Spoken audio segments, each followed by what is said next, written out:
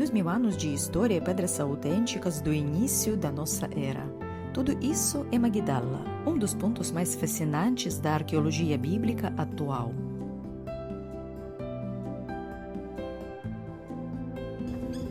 Por muito tempo, as cidades dos evangelhos pareciam apenas nomes gravados nas escrituras. Era quase impossível imaginar a realidade de suas ruas e histórias. Magdala, situada na costa noroeste do Mar da Galileia, compartilhou desse mesmo destino, permanecendo sepultada por séculos. Hoje, o território da antiga Magdala é dividido entre 3 missões cristãs: a Igreja Ortodoxa Russa, a Congregação Católica dos Legionários de Cristo e a Ordem dos Franciscanos. A história do renascimento desta cidade bíblica começou há mais de um século, quando os franciscanos adquiriram aqui as primeiras terras em 1889.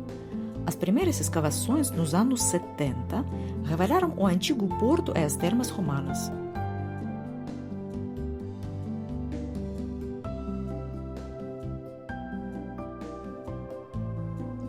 Mas a grande reviravolta veio em 2009, quando a propriedade vizinha foi comprada para a construção de uma hospedaria de peregrinos. Ao cavar os alicerces, os operários encontraram bairros inteiros sob a terra. O resultado foi uma das maiores descobertas arqueológicas do século XXI na Terra Santa, uma cidade intacta do tempo de Jesus. Mas que tipo de lugar era este? Em hebraico se chamava Migdal Nunaya, a Torre dos Peixes. Longe de ser uma vila pacata e isolada, Magdala era um pulsante centro comercial e industrial da Galileia.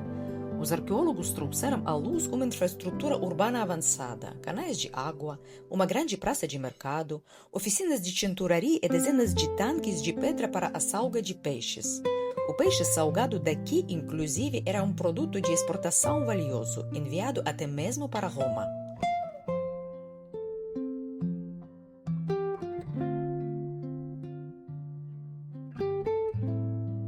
Para os cristãos, esses achados têm um valor imenso. Eles revelam o cenário real dos evangelhos. A Galileia daquela época transbordava energia e movimento. E foi exatamente ali, entre as rotas comerciais e a agitação do porto e o vai-vem dos trabalhadores, que Jesus encontrou seus primeiros discípulos. Até o momento, 3 sinagogas foram encontradas no território da antiga Magdala.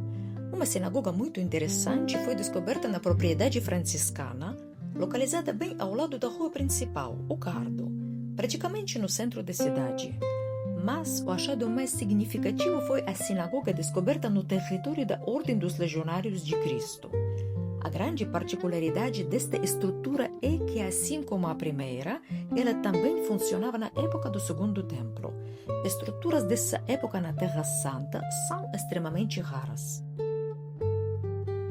O Evangelho de Mateus afirma que Jesus percorria toda a Galileia ensinando nas sinagogas. E as escavações confirmam esse itinerário. Como o coração da vida pública local, os mosaicos e pinturas deste espaço testemunharam aquela era. Historiadores têm praticamente certeza. Jesus ensinou entre estas mesmas paredes. No centro do salão, os cientistas encontraram uma peça única, a Pedra de Magdala. Este bloco traz relevos que representam o próprio Templo de Jerusalém, incluído a imagem mais antiga da menorá, o candelabro de 7 braços, já descoberta pela arqueologia.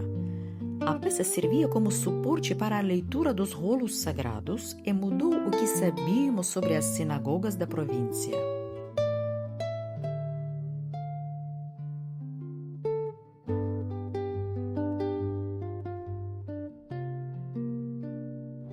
A arqueologia ganha vida quando nos conecta a pessoas reais. E a Magdala nos liga diretamente a uma das seguidoras mais marcantes de Jesus, Maria Madalena. Os dados de campo nos ajudam a desmistificar quem ela foi. O Evangelho de Lucas menciona que Maria e outras mulheres o serviam como seus bens. As escavações confirmam que Magdala era próspera. Ali existiam vilas luxuosas, mosaicos finos e mikvás particulares, os tanques de purificação ritual. Fica claro que Maria Madalena vinha de um ambiente urbano estruturado e possuía recursos.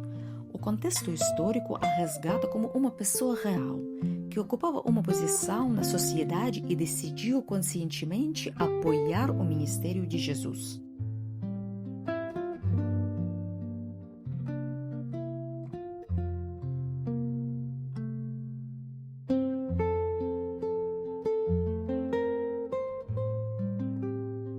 O elo entre o passado e o presente se materializa no complexo Duque em Alto. Sua arquitetura transborda simbolismo bíblico.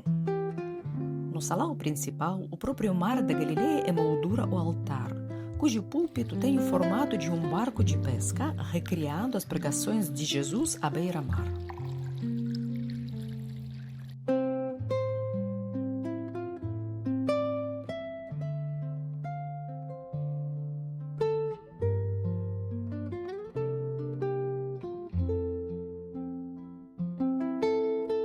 Mas o espaço mais impactante fica no piso inferior. Os projetistas tomaram uma decisão brilhante. Em vez de remover as estruturas antigas para lançar os alicerces, preservaram o nível original do solo do primeiro século. Assim, chegamos à Capela do Encontro.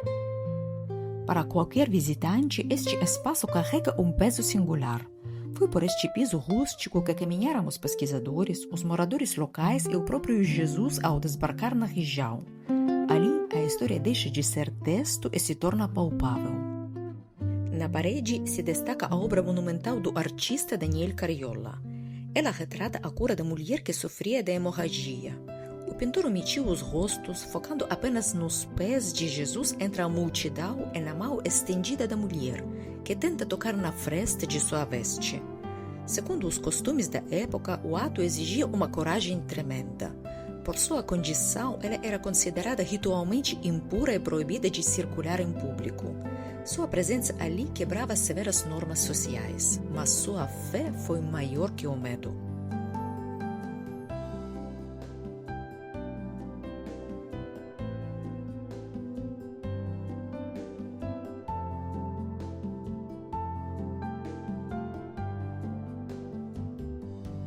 Mas a história de Magdala não se limita a este sítio. Caminhando um pouco mais para o norte, encontramos a chamada Magdala Russa, uma belíssima propriedade que pertence à missão espiritual russa em Jerusalém desde 1887. Este lugar é um verdadeiro oásis de silêncio e natureza, famoso para abrigar fontes termais de águas curativas.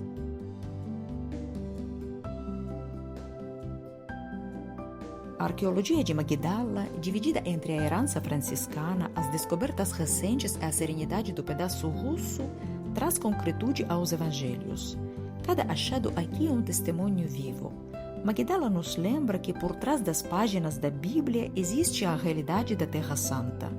E hoje, ao pisar nestas pedras, recebemos a chance única de compreender as Escrituras com muito mais profundidade, tocando a história sagrada no sentido mais literal da palavra.